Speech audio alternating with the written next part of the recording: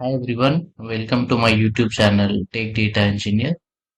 So today we will cover the topic which is mostly asked in data engineering profile interview, and with this approach how I cracked 5 offers in 30 days.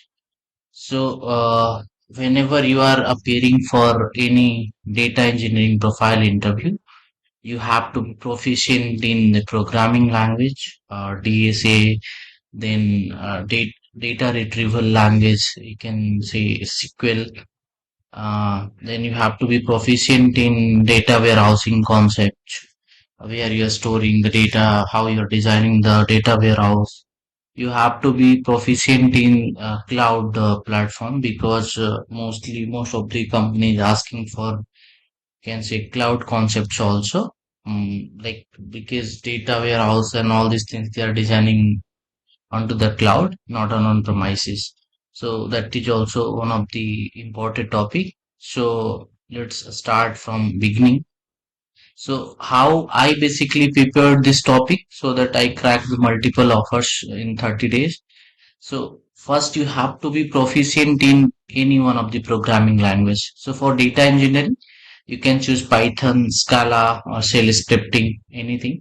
So in my case, I was proficient in Python, Scala, and Shell scripting both, because most of the client sometimes they are using the Linux, like Linux systems. For that, we are using Shell scriptings.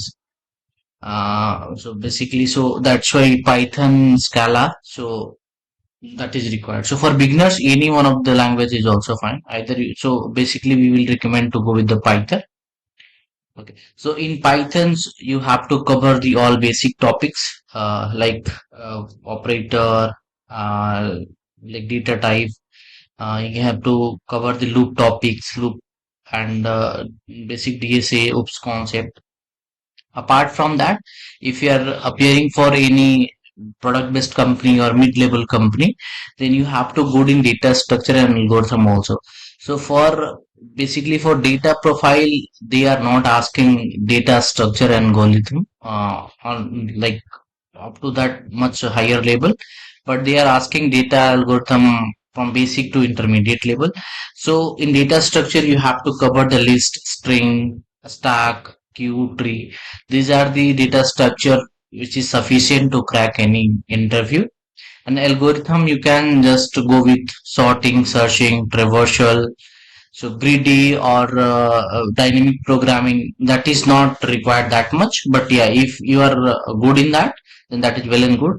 If not, then you have to cover at least sorting, searching, traversal, basic traversal, graph traversal. These all topics you have to cover for cracking any interview, because this is the first, you can say, if you are appearing for any good companies. So first round would be either your coding test or basic DC test. So you have to be good in that.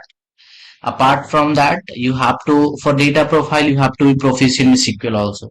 So apart from basic SQL knowledge, you have to be good in join, CT, common table expression, how you are writing the common table expressions.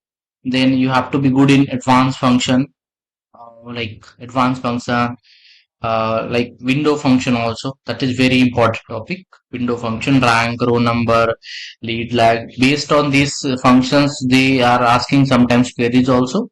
Apart from that, they are asking sometimes theoretical also, questions also on rank, row number, lead, lag. Then you have to be good in nested query, correlated query, normalization.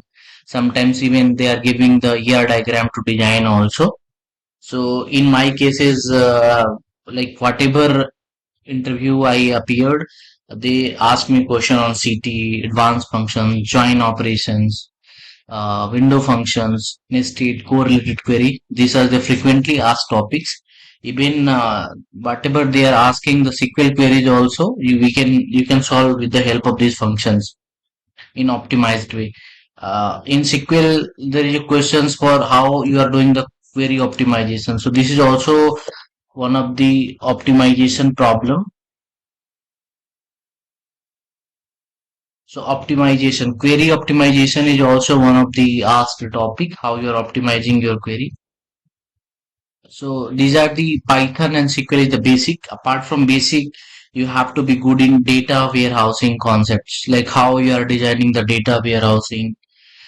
So for that, basically the base. So for that, you have to cover the topic like how you are designing the fact table, what is fact table, what is dimension table, what is star schema, what is snowflake schema, for which use cases you have to design the star, which is for which use cases you have to design the snowflake schema.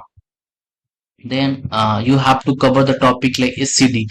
SCD basically used for slowly changing dimensions, because on an interval of time, if data is coming from multiple source system, then how your data is getting override, how you are increasing the number of rows, columns. If feature is getting increased, how you are adding the column. So for if you are covered the topic like SCD, so, like they have different type of acids like type 0, type 1.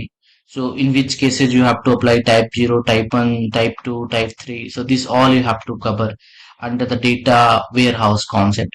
So, this is also one of the like very important topic for like for company like retail, Walmart or some Flipkart, they are asking this data warehousing concepts also to design the fact table, dimension table. If data is getting changed, how you'll handle, how you will handle the scenario of SCD. So this all questions they are asking for data warehousing concepts. So if you're good in that, then apart from that, you have to be good in data processing. So data processing, some companies looking for Hadoop, some companies going with the Sparks also. So you have to be good in if you're obviously if you're dealing with big data, you have to be good in Hadoop, a Spark. So a Sparks for a Spark you have to cover both batch and stream processing. Batch and stream processing. You have to cover both the topic.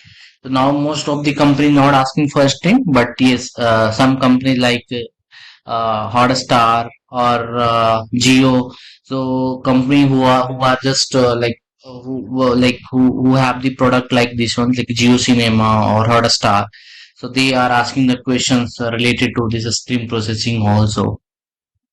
Sometimes questions come to designing part also, how you're designing the batch streaming system and all. Then you have to be good in Kafka. That is also a message broker system. So you have to be good in that. Apart from that, you can just read it out like Flinks also. There are lot more tools are there available in the market. You have to be proficient in any one of them.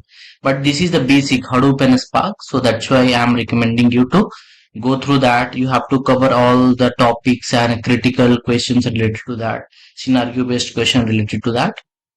Apart from that, you have to be good in cloud. So there are multiple cloud vendor, but on that, like AWS, Azure, and GCP is the most demanding. In three also, AWS and Azure is most demanding. So most of the because 30 to 32% markets you using the AWS, then Azure, then GCP. So in AWS also you have to cover the topic like S3. These are the basic, but you have to cover S3, how you are defining the IAM role for different developer label, for different resource label, how you are like setting the glue. Glue is basically it's like ETL. For ETL purpose, we are using the glue. What is the use of Athena? For which use case you are using Athena? And Redshift is a data warehousing tool into the cloud AWS. So how we are designing how we are creating the Redshift cluster storage system, how we are mapping different different component on AWS, how we are mapping Glue with Redshift, S3 with Glue, IAM with Glue. So you don't have to be proficient in all three cloud platform at once. If you are proficient in any one of the cloud platform, that is fine. So we recommend you not to go with all three. So just cover any one of the cloud in very good manner. So you have to cover all the topics, all the real time scenarios, how you are handling, what are the component, which component have which work. So for which cases we have to use what component, what is the pricing and all. So you need to cover one more topic called AWS EMR. EMR is very important for for you can say big data, running your job, big data job, because that is also based on Hadoop and Spark, you can say processing thing. So you have to cover this also. In Azure, you have to cover ADF, Azure Databricks, Snaps. That is also for data warehousing, data lake, storage, Azure SQL. And in GCP, you have to cover the BigQuery. This is again for data warehousing, data flow for designing your ETL and flow system, data proc, data prep. So these are all things you have to cover. So just go through any one of the cloud. So this is a specific. So sometimes this is a specific based on the company requirement. If they are asking for AWS role, so they will mostly ask the topic on AWS. If they are looking for Azure role, so they are mostly asking the topic on the Azure. If that role is basically for GCP, so they will mostly cover the topic related to GCP. But this topic for any data engineering programming language, Python or Scala or Java, any one of them, if you are choosing going with any one of them, so definitely they will ask the question related to programming. Apart from basic programming, they will definitely ask question related to data structure. If the company, if that is not a very, even say any product based company or intermediate level of company, they are asking question related to data structure, algorithm.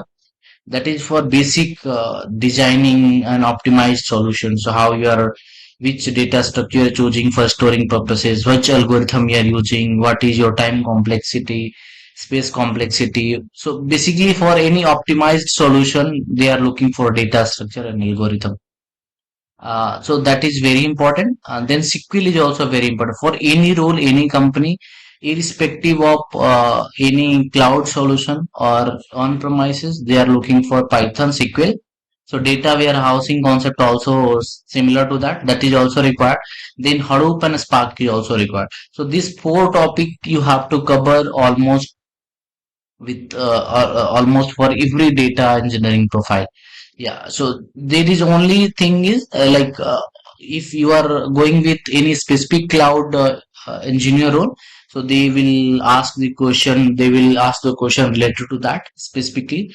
But yes, if you are going with data engineering profile, if they are not mentioning any specific role related to any cloud, so any cloud is fine for you, because most of the thing related to that, every company have every cloud have this storage system, processing system, ETL system, workflow, data visualization system. So functionality wise, more or less, if you are aware with one of them, you can just work with other also after like doing some research on that. So these are the things which basically you have to cover. Then coming to platform where I basically used for I can say preparation purpose. So I use the lead code for basic and intermediate and then advanced level of codings also. Lead code. You can choose hacker rank, mode analytics. This is basically for SQL, or you can just create your own premises systems also, and then you can do your own. You can create your own small projects, and there are a lot many open source things also available, but these are the platform Liquid, Hacker, and Mode Analytics where you will get good amount of questions, and the question is also like very quality questions you will get under that platform. So please go through that Lead Code, HackerRank, and Mode Analytics for any interview. If you are attending any interview, please go through this platform. Definitely in 5 5 or 10 interview, you'll definitely crack any one or two offer if you'll cover this topic. Thank you. Thanks for watching.